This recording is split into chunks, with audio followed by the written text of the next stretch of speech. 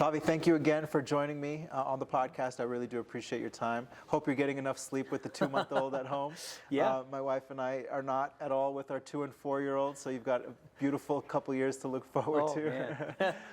Just messing with you. But again, thank you so much for being on the podcast. What I'm really hoping to get out of this conversation is your overall global macro outlook on the markets. And then if we want to spend a little bit of time and dive into deeper detail on precious metals. I know that you have, through Crescat, your global macro fund as well as your precious metals fund. Yeah. So if you don't mind, just tell our audience a little bit about yourself and then obviously dive into the global macro outlook as it relates to how you and Crescat look at it. Sure, no problem. So we run 3 different funds, a global macro long short, and a precious metals focused fund is really actually open to electrification metals as well, so it's not only precious.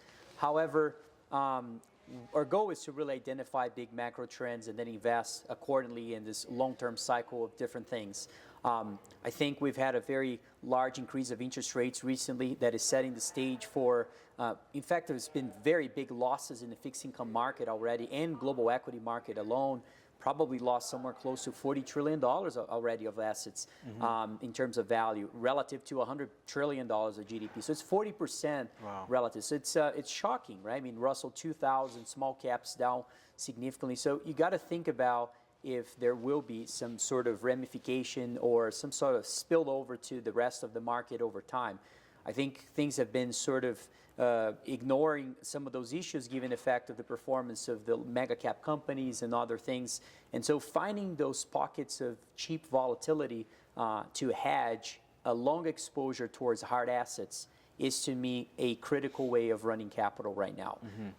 Why hard assets? Well, hard assets tend to do very well during inflationary eras, and we could get into that. But not only hard assets themselves, but also businesses that run commodities as well. They have an inherent pricing power. When you're in an inflationary era, you want to own businesses that have pricing power. And as you see commodity prices doing well in an inflationary decade, I believe that those companies are also going to do quite well. And so our focus has been in natural resource industries, and on the long side and on the short side, looking for cheap volatility. Cheap volatility would be credit spreads, in my opinion. Junk bonds have more to go in terms of the downside. Mega caps, I think this level of dominance is unprecedented, but also unsustainable. And number 3 is on the FX market. I think the FX market will offer some opportunities in terms of volatility exposure as well. Absolutely. You bring up a couple points that I think you just tweeted about recently, the overweighting of the mega caps, specifically Apple, Microsoft, and how they are able to keep the markets up during times like we're in right now. But on the flip side of it, if those two, or maybe the Magnificent Seven, start to show weakness, what that will do to the overall indices. Can you elaborate on that? It's such an important topic because I think it's well known by now that the Magnificent Seven, that people like to call the big technology businesses, make up most of the performance for the year. But not only that, if you delve in even deeper into that topic, what you're going to find is that the top 2 companies, Apple and Microsoft, make up almost 15% of the weight in SPY, or the S&P 500. SPY is just the ETF, one of the probably most liquid ETFs out there. The QQQs, they represent over 20%. I think it's 21% of the weight. So does that make sense? I mean, that's more than 4 sectors combined. And we're talking materials, their energy, I think in real estate and industrials, I believe. And so, combining all those things, it doesn't make a lot of sense to me why we're, giving such a high relevance of those businesses. They generate close to 8% of free cash flow for the overall index. So even on that basis, it shouldn't be that large of a commitment of capital going to those 2 companies specifically. And so that just, I think, speaks to me about the types of market distortions that have been created through this, QE decade and easy policies, easy money policies we've had over the years. It has certainly distorted and created some big issues. And I don't think in fact, I don't think no longer we are in the environment. I think interest rates being higher, a lot of assets need to be discounted accordingly. I think the prior decade specifically, we've had one of the most robust periods of corporate growth in terms of earnings in real terms. And if we look back in history, we've had that in the 1920s, in the Roaring 20s, very famous. And in the 90s was also a decade of very strong growth of fundamentals in corporations in the U.S. And so those preceded very severe other recessions of, I would say, the 2000s, the tech bust and the global financial crisis, and then the Great Depression in the 30s as well, in late 20s and 30s. And so is that kind of the scenario, the setup for today? It could be. I don't know how. It's a big question. Why haven't we seen more problems with all those fixed income classes completely collapsing? And I think it has to do with the fact that most companies and institutions have not started to really refinance their debt. When we see that happening, I think those issues are going to become more pronounced over time. Absolutely. And so you mentioned you guys are obviously heavily involved in hard assets, precious metals specifically. Yeah. How are you guys playing the precious metals market? Are you trading the futures? Are you buying mining stocks? How exactly are you exposing your portfolio to that sector to capitalize on it? Although we have the capability and flexibility of owning futures and even some sort of physical metal as well, we own basically zero of that today in the portfolio. I've never seen a time, probably in history, where gold prices are about to break out to new highs. In my view, it's going to break out through that triple top formation, technically speaking. If we do see that, we're probably going to see the beginning of a trend, meaning another gold cycle. A gold cycle usually coincides with commodity cycle. So you got to think about, where do I allocate capital and express that view in a way to find more leverage, not from a debt perspective, but really from a performance perspective. And I can't think of a time when prices of minerals have been kind of on the cusp of that cycle starting. And when you look at the mining opportunities, they're still highly distressed. Distressed to a degree that I don't think we've seen really in many other times in history. Maybe it's the lack of access for capital. It's also, if you look at geologists, there is not enough geologists and even interest in learning about the geoscience industries and so forth. And so all those things are basically, I would say, expressing themselves or manifesting themselves into the inefficiencies that we have in those markets. So our main focus right now is looking for very early stage companies that have claims or properties with mineral claims and so forth to find world-class discoveries. And you can think of almost like a call option. It's very cheap, and you don't know which of those companies are going to work. It's kind of like a hybrid venture capital approach where you deploy, I don't know, $100 million or $200 million into a lot of different bets or companies that you think are going to turn out to have world-class discoveries. But the key here is that the cost for this for exploration in general and how much you can unlock of value depending on the expertise that you have, which in case we have Quentin Henney as a partner, one of the smartest geologists I know, you can really create a lot of value through that. So think about buying a call option. The cost of the call option through the implied volatility looks attractive, but on top of that, you can add your expertise to improve your odds to make more money. And so we've been involved with some of the largest world-class discoveries of the last 3 years, some pre-IPO stories and some others, actually public names that we got involved in a large way. And our goal is to take an activist approach towards improving those companies and really refining what they have in our thesis of finding those discoveries and making them incredible opportunities to become the next projects, the next Newmonts, the next Barricks of the next cycle. So that's the idea. Yeah, it's interesting. I listen to your webinars, and Quentin is quite a character as well. Yeah. He's a very smart guy, but he's very enjoyable to listen to. Yeah. You don't usually get that from geologists, so it's refreshing. So that is the gold front. Does that also play exactly the same on silver, or are there differences as well? Yeah, I think people are out of their minds if they think that gold is going to break out to a triple top and you're not going to see silver lead the way to the upside in a gold cycle. So you have to have some degree of focus towards the metal, and it fits into so many things. It's a monetary asset. It's also an industrial metal. However, it has a lot of properties into becoming a huge part of this green revolution as well. And so we've seen gold cycles in the past, and every gold cycle we've seen silver actually outperform gold in a large way. We're today at a gold to silver ratio of about 80, which is historically high. So that really kind of proves the point that you really need to be looking at the metal. It's probably one of the cheapest metals on earth. And so our goal has been also through the exploration companies. It's very difficult to find, a specific silver story to be involved. We recently purchased the 7th largest silver mine in the world with a major discovery 40 kilometers away in Bolivia. And it's probably one of the most attractive vehicles we found to kind of play the leverage side of silver. We're able to actually use a leverage buyout. So we raised some capital, and then also we're able to sell prepaid inventory to make the transaction happen.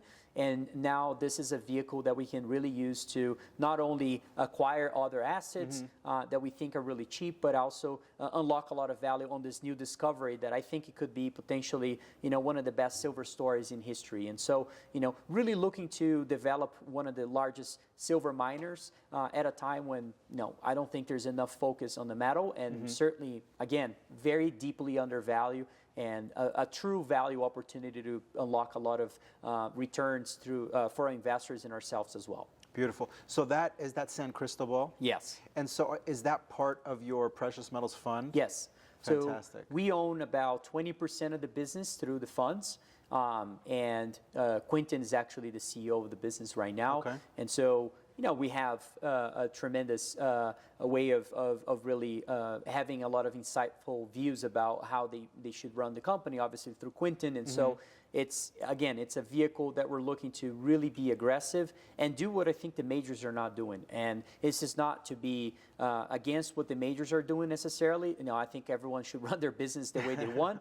However, I do think that at a time when opportunities are so cheap, you want to be looking to ways of not only acquire cheap assets to have this degree of potentially doing very well and finding more discoveries, but also not being overly conservative with capital right now. It's not the time to be redeploying capital, meaning through giving capital back to shareholders through dividends and buybacks. And it's maybe the time to be expanding your business in a large way. So, I think, again, every business will run it their own way, but I think we're in the process of redefining the leadership of this industry. And so, instead of focusing on companies that have been in place for a long time, I much rather try to focus on which ones are going to be the new Newmonts and Barricks. And so, when we talk about investing in the space, majority of people think we're investing in GDX and GDXJ members.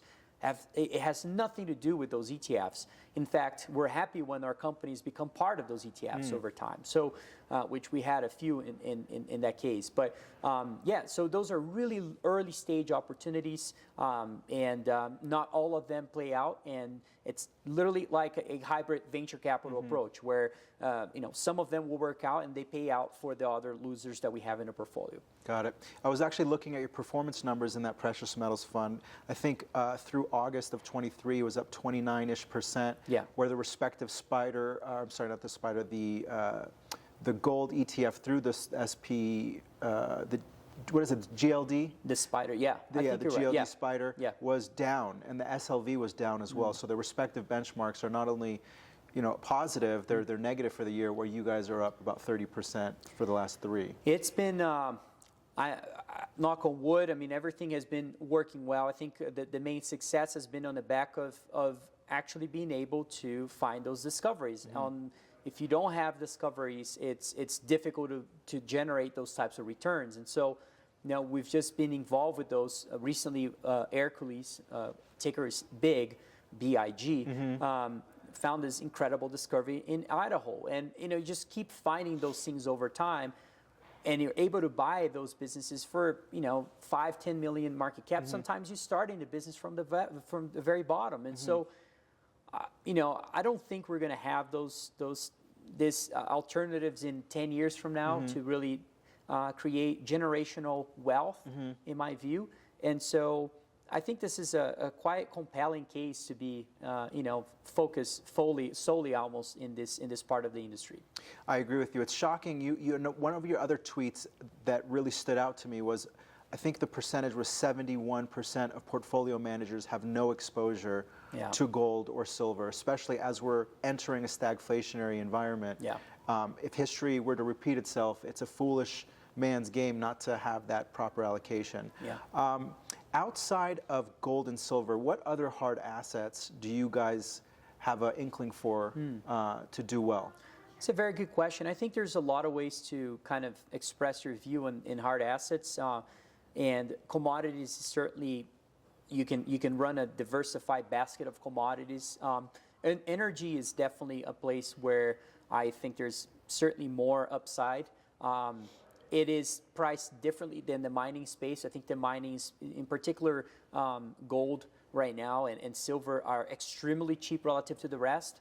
However, it's almost like a fool's game when if you say that the energy is, the fact that it's a larger market cap overall is potentially overvalued. No, not really. I mean, everything is really cheap. I believe for every dollar that's coming into the global equity market, only less than 9 or 5 cents is going to commodities, and so are commodity producers. I would think that if we're going to go through a reshoring and making housing more affordable, changing the electrical grids, and all those sorts of policies that revamping manufacturing capabilities, it's hard to believe metals and mining are not going to be a larger percentage of all this. So to answer your question, I think there's opportunities across all commodities. Agricultural commodities look quite attractive. They had an incredible run during periods like the 1970s. One of the best performing commodities, in fact, during that period. You can find opportunities in the uranium space as well. And I would say energy is also on top of our agenda. However, the metals and mining, specifically gold and electrification metals, look a little more compelling just because of the supply and demand dynamics. The demand, I think most of those commodities check. What it doesn't check most times is the supply side. And there are some commodities that the supply side, although people say they are highly constrained, it's not true. We have enough of some of those commodities. Uranium is a great example. I love uranium. I think they're going to do great. But it's not like we have a lack of uranium in the world. We have enough of it. And so when I find a commodity like silver, which lacks on the supply side tremendously, obviously I want to spend more time on that. So our niche has been in metals and mining. I would not bet against all the other commodities.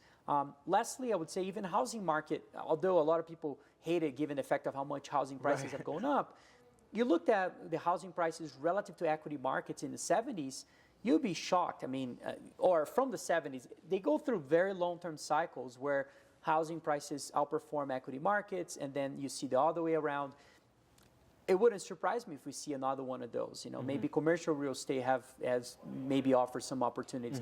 Not my niche, not where I run money, but it wouldn't surprise me as well. So financial assets is where I see most of the issues, really. I mean, I don't see the point of deploying capital on 180 or 50 times earnings types of multiples when you can find other opportunities elsewhere. And lastly would be Brazil and other natural resources.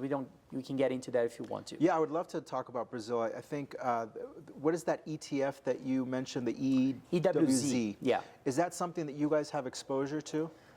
We have in our large cap strategy. However, it's not really, I think, the optimal way to find exposure towards that market, and given the fact that majority of the percentage of the ETF itself is basically composed by state-owned companies, so Vale and Petrobras and some others. However, I do think there is certainly room for research to come up with better stock picking than the EWZ ETF itself.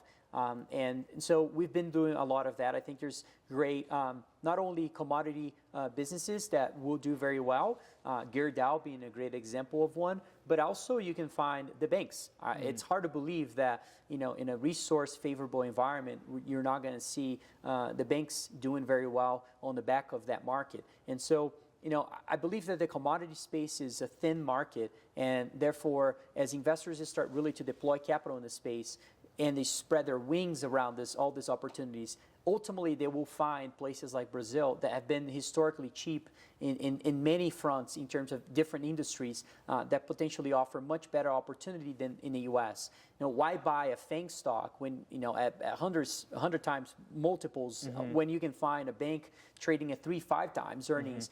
very established company that's been in business for over 30 years.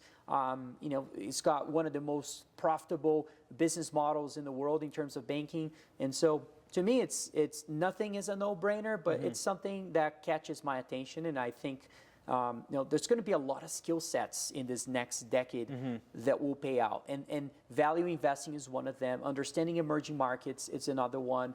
Commodity-related businesses are going to be another one. Hard assets, people that know the ins and outs of building things are probably going to do great. So, I want to partner and invest on things like that. I don't want to be involved with things that have been the less successes of the prior cycle. Got it. For my own curiosity, can you provide some predictions for us in terms of the price levels for gold, assuming we do break out, as well as silver? I mean, I know that for gold, we're dealing with the triple top around 2089, 2100. For silver, the $30 mark seems to be kind of the next upside. Assuming we do break out of these levels, how high do you think that we can go? So I will give you my prediction, but I will also say that initially when I got started into this kind of resource-based investment ideas was really on the view that gold would be much higher in prices. And we didn't see a huge run-up in gold prices. We didn't see a bad market either. But my point was, how much downside do we have from here relative to the upside was, to me, the most attractive opportunity out there. But I know that buying gold is not a way to really create wealth. It's maybe a way to defend your wealth. Sure. And to me, it was, okay, well, if I have such a strong or high conviction opinion about gold prices being severely higher 5 to 10 years from now, how do I optimize that over time? So I think a breakout in gold is absolutely critical. We need to see that breakout. Once we do, I think it's going to clear up not only a big run up in prices, but also will start making people think, okay, gold has already had a run up. What else should I be buying? And like you just said, I mean, majority of financial advisors in their portfolios don't own any gold yet. So we're seeing a strength of the market in gold, mostly driven by central banks, that is not yet driven by traditional portfolios. Okay, so let's go back to the prediction. I think, it wouldn't surprise me, it wouldn't shock me if we see a run up quickly to 2,500 very quickly as we break out in the next, call it next 6 months or a year. And in 3 years, it wouldn't surprise me if we're over $3,000 an ounce. And if you just apply that thinking, I know I'm being conservative, but if you apply that thinking, I would say that some of the businesses that we own could do tremendously well. I mean, we just run different models onto how ultimately those companies get in terms of value, of valuations. And ultimately, when you're dealing with exploration, they achieve it depends on what type of market, but in average, they get to 20% of the value of the minerals in the ground. So if you got $10 billion of minerals in the ground, now you have a $2 billion potential for market cap. Obviously, you then have to apply other things more conservatively of how much capex you're going to need, dilution and other things, and you can go crazy on those calculations. Let's call it 1.5 billion, okay? And you're buying that company for, maybe $10 million today. So it's just kind of, it's kind of crazy. Yeah. So you do want to have a diversified portfolio because you don't know. Some of those 10 million can turn into zero very quickly, and but still, it's an incredible opportunity. Now, silver, oh boy, I think we're going to retest the prior highs. I think once we break this 25 price level on a monthly basis, in which we've been kind of hitting this resistance for years on the monthly chart, once we break out the 25 kind of level, I think it's going to be a spike up to 35 or so. Maybe we hit some resistance, and we go up again all the way to 50. I think we're going to see some triple top resistance, but as we know, or as we often know, triple tops rarely tend hold. To not work. Right. And so it would be the case for silver in that case when we get there. But I think we're going to see that in 3 years or so. Fantastic. Tavi, thank you so much for your time. I really appreciate it. Thanks for having me. Absolutely. Cheers.